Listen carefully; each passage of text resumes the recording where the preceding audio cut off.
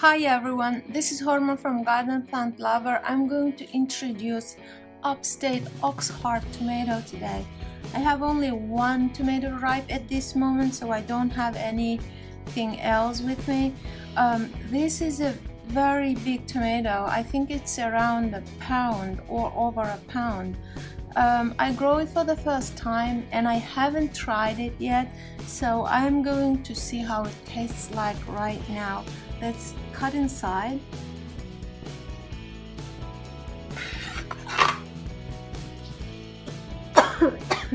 Excuse me. Oh my god. This is a tomato. Let me try it. Just put some salt.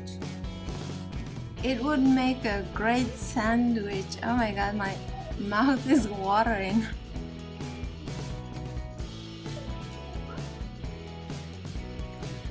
Oh wow.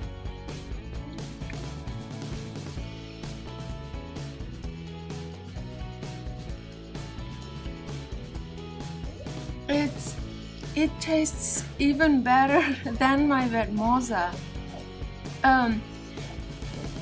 This is very sweet and low acid and meaty and silky, and oh my god, it's a great tomato.